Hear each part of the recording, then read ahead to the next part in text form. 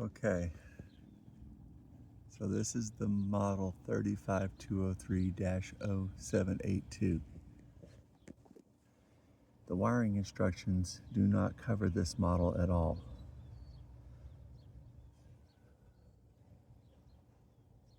So I'm going to do a little research and figure this out.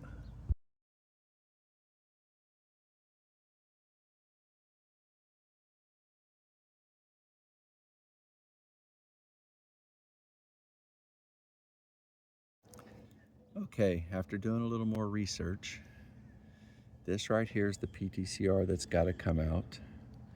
This is the start capacitor that's got to come out. This is the fan capacitor, which needs to stay. And this is my run capacitor, which I'm going to be connecting wires to. So I've got to get this start capacitor and the PTCR out of here, readjust this strapping so nothing moves, and then I'll get on with the wiring.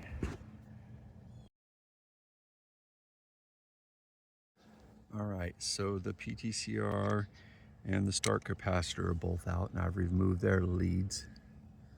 Now it's time to get on to wiring this soft start in.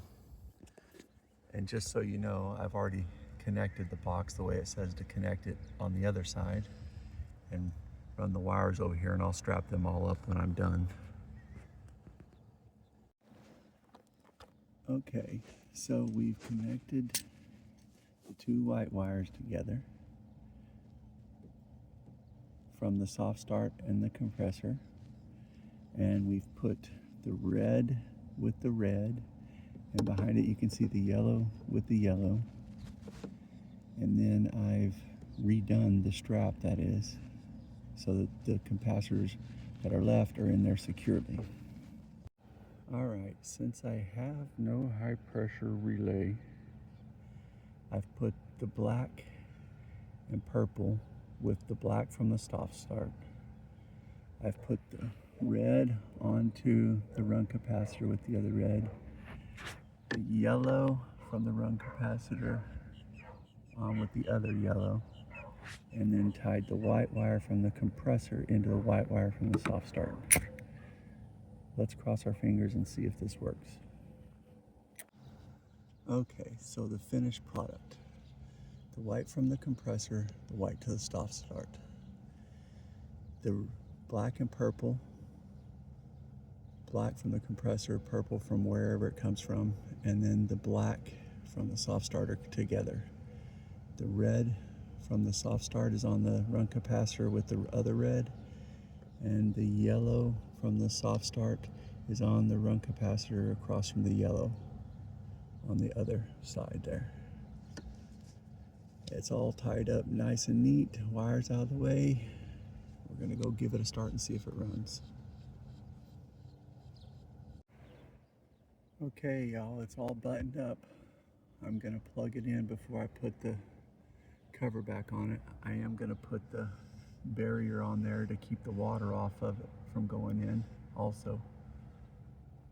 But that's that for now. Let's go fire it up and see if it'll start. Okay, y'all. I just realized that I never made an ending to this video about installing the soft start for this Coleman Mach AC. And here we are about a week and a half later. I'm actually out camping right now using this thing.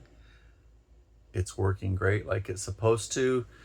When it fires off, I can hear the fan start blowing, and then a couple seconds later the compressor kicks on. I had it hooked to my generator at home the other day, running for over 3 hours on my new Predator 5,000 watt dual fuel generator, and it did great. The generator basically didn't even notice when this thing kicked on hardly. So it does what it's supposed to do. It does not, however, make it quieter at all. These Coleman Machs are just loud. That's just all there is to it. So I'm stuck with it because it's a new unit in a new RV, and I do not intend on changing it out until something goes wrong. So just a quick update also on the confusion with the model numbers. I found out that in 2025, 2026, Coleman Mach switched to the R32 refrigerant and got away from the R410A refrigerant. So that would be my only guess as to why my model number starts with a 3, being the R32, versus the model numbers in the instructions starting with a 4, which could be for the R410A refrigerant. When I used the model number closest to mine that starts with a 4 instead of mine starting with a 3, the instructions were what they needed to be, and I was able to figure it out from there. Hope that helps somebody if you have a newer model.